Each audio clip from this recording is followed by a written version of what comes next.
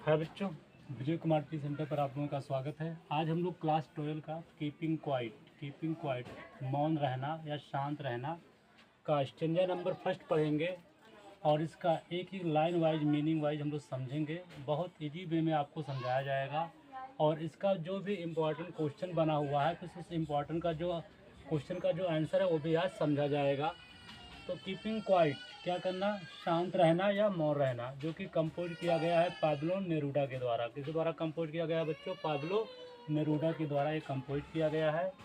तो ये जो पोएम है ये पाब्लो नेरूडा जी ये मैसेज दे रहे हैं कि आदमी को आत्मविश्लेषण करना चाहिए, मतलब अपने बारे में खुद सोचना चाहिए।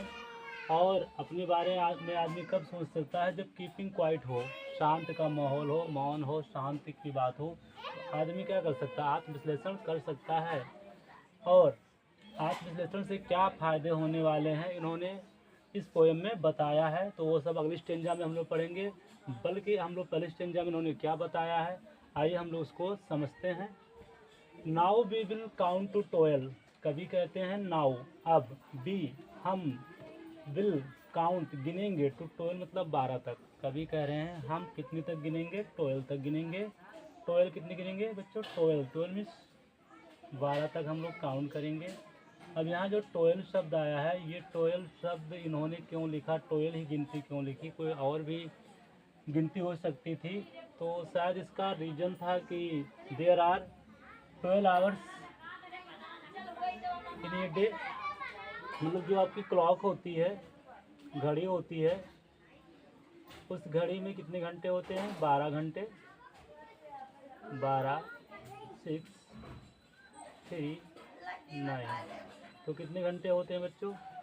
12 घंटे होते हैं। तो कभी कहते हैं कि हम लोग 12 तक गिनेंगे और 12 तक गिनेंगे एंड वी विल, और हम सब ऑल कीप स्टिल क्या रहेंगे? शांत रहेंगे।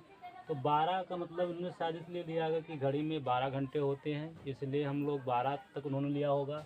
या there are 12 month in a year, या वर्ष में कितने होते हैं? 12 महीने होते हैं, 12 मंथ होते हैं, इसलिए शायद इन्होंने 12 गिनती लिया हो। तो इसका मतलब है जितना हमसे हो सके 12 घंटे 12 महीने जितना तक हम लोग शांत रह सकें उतना हमें शांत रहना चाहिए। तो उन्होंने वही कहा है, now we will count to 12, हम कितना गिनेंगे? 12 तक गिनेंगे। एंड और वी विल, हम होंगे, ऑल कीप स्टिल, हम लोग क्या रहेंगे? सभी लोग शांत रहेंगे। For once on the face of the earth, for लिए, वंस एक बार, ऑन पर, the face of the earth मतलब पृथ्वी की सतह पर। The face of the earth मतलब बच्चों क्या होता है? पृथ्वी की सतह पर। तो ये बोल रहे हैं कि एक बार फिर से पृथ्वी की सतह पर या पृथ्वी के तल पर। अभी बोल रहा है now we will count to 12, हम लोग 12 तक गिनेंगे। पहली पंक्ति में क्या बताया? And we will all keep still, और हम लोग शांत रहेंगे। 12 तक गिनती हम लोग गिनेंगे और हम सब 12 तक गिनते तक क्या रहेंगे? शांत रहेंगे। तो दो ये स्टेंजा में ये बताया गया 2 लाइनों में। और कहता है फॉर वंस, एक बार के लिए, on the face of the earth, पृथ्वी की सतह पर, लेट्स आओ नॉट स्पीक, नहीं बोले, इन एनी लैंग्वेज, किसी भी भाषा में। और पृथ्वी की सतह पर आओ, हम लोग किसी भी भाषा का प्रयोग ना करें या किसी भी भाषा में ना बोलें। नॉट मतलब नहीं, स्पीक मतलब बोले, इन मतलब में, एनी मतलब कोई, लैंग्वेज मतलब भाषा में, और किसी भी भाषा में ना बोलें। Let's stop for 1 second. अच्छा, किसी भी भाषा में ना बोलने का मतलब क्या हुआ बच्चों? की जो लैंग्वेज है, भाषा है, ये भाषा क्या उत्पन्न करता है? आपस में भेदभाव उत्पन्न करता है। तो जैसे कोई पंजाबी बोलता है, गुजराती बोलता है, मराठी बोलता है, हिंदुस्तानी बोलता है, उर्दू बोलता है, तो ये भाषा क्या करती है? एक प्रकार का भेदभाव उत्पन्न करती है। तो इस प्रकार हम लोग कभी चाहता है कि भेदभाव हमें मिटाना है, और भेदभाव कब मिटेगा? जब हम लोग शांत रहेंगे, कीपिंग क्वाइट रहेंगे, आत्मविश्लेषण करेंगे, तब मिटेगा। इसलिए कभी कहता है हम लोग किसी भी भाषा का यूज ना करें, किसी भाषा में ना बोलें। लेट्स स्टॉप, आओ स्टॉप कर दो, रोक दे, फॉर 1 सेकंड, 1 सेकंड के लिए। आओ हम लोग 1 सेकंड के लिए क्या कर दें? इसको रोक दें। एंड नॉट मूव और आल सो मच, एंड मतलब और, नॉट मूव मतलब हिलाएं, और मतलब अपने हाथ मतलब हाथों को, सो मच मतलब अधिक, और अपने हाथों को अधिक ना हिलाएं डुलाएं या अधिक ना चलाएं। तो 1 सेकंड के लिए आओ हम लोग किसी रोक दें और अपने हाथों को ना हिलाए डुलाएं, मतलब किसी भी आर्म्स के यहाँ 2 मीनिंग है। एक तो आर्म्स होता है आपका हैंड, हाथ, और दूसरे आर्म्स का मतलब होता है वीपन्स, हथियार। तो आज के यहाँ दो मीनिंग है। कभी चाहता है कि हम लोग अपने हाथों को नहीं उड़ाएं, मतलब किसी प्रकार का प्रयोग ना करें हाथों का। और आज मतलब होता है विपद, मतलब ऐसे हथियार का यूज ना करें जिससे किसी को क्षत पहुँचे या नुकसान पहुँचे। तो उम्मीद है ये स्टेंजा आप लोगों को समझ में आ गया होगा। और इससे जो भी इम्पोर्टेंट क्वेश्चन है आइए हम लोग कुछ समझते हैं और उसका सही आंसर क्या है जानते हैं। तो what does the poet say in first two line. What मतलब क्या, द पोएट मतलब कवि, से मतलब कहता है, इन मतलब में, फर्स्ट मतलब प्रथम, टू लाइन मतलब दो लाइनों में। तो प्रथम दो लाइनों में कवि क्या कहता है, तो हमने पहले ही बता दिया था कि प्रथम दो लाइनों में कवि क्या कहता था कि हम 12 तक गिनेंगे और क्या रहेंगे, शांत रहेंगे। तो ही पूछ रहा, कह रहा है answer in the first two line. यहाँ से बच्चे लिखना है इन द, यहाँ कर दीजिएगा इन the first two lines, in the first two lines the poet says, the poet says. In the आपको ज़्यादा परेशान होने की जरूरत नहीं, यहाँ से उठाइए क्वेश्चन से ही। In the first two lines the poet says, कौन कह रहा, कवि कहता है टू काउंट टू 12, कितने को गिनने को कहता है, 12 तक गिनने को कहता है। एंड और दे विल ऑल कीप स्टिल, और सब लोग क्या रहेंगे, शांत रहेंगे। यही कवि कह रहा है।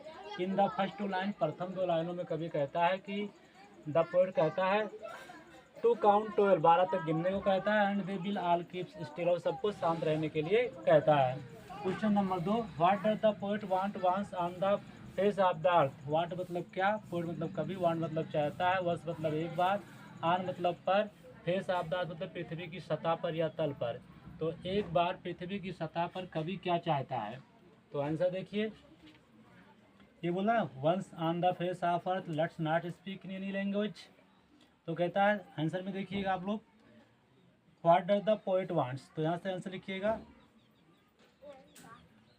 Once on the face of earth, on the face of earth पृथ्वी की सतह पर, द पोएट कवि वांट मतलब चाहता है, not to speak, not to speak ना बोले, इन एनी लैंग्वेज किसी भी भाषा में, वंस मतलब एक बार। तो on the face of the earth पृथ्वी की सतह पर, द पोएट वांट्स कवि चाहता है, नॉट टू स्पीक की ना बोले, इन एनी लैंग्वेज किसी भाषा में, वंस मतलब एक बार। तो पृथ्वी की सतह पर कवि चाहता है कि हम लोग एक बार फिर किसी भी भाषा का प्रयोग न करें। What does the poet want for 1 second. What मतलब क्या, पोएट मतलब कवि, वांट मतलब चाहता है, 1 सेकंड मतलब 1 सेकंड के लिए। कवि 1 सेकंड के लिए क्या चाहता है, फॉर 1 सेकंड। यहाँ से देखिएगा बच्चों, फॉर 1 सेकंड, 1 सेकंड के लिए। द पोएट वांट्स चाहता है, नॉट टू मूव न हिलाए डुलाए, दियर आर्म्स अपने हाथों को, सो मच मतलब अधिक, नॉट मूव्स और arm so much. For 1 second आया ना बच्चों यहाँ पर, तो फॉर 1 सेकंड, फॉर 1 सेकंड यहाँ से नोट करेंगे, for 1 second the poet wants, the poet wants यहाँ कर दीजिएगा चाहता है, नॉट मतलब नहीं, टू मूव मतलब हिलाएं, यहाँ से नॉट टू मूव, टू जोड़ना पड़ना हिलाना, और आर्म्स मतलब अपने हाथों को, या देयर आर्म्स हाथों को, सो मच मतलब अधिक। तो 1 सेकंड के लिए कभी चाहता है कि अपने हाथों को हम अधिक ना हिलाएं डुलाएं। तो ये उम्मीद है आपको इस चेंजेस समझ में आ गया होगा। Thank you for watching the video.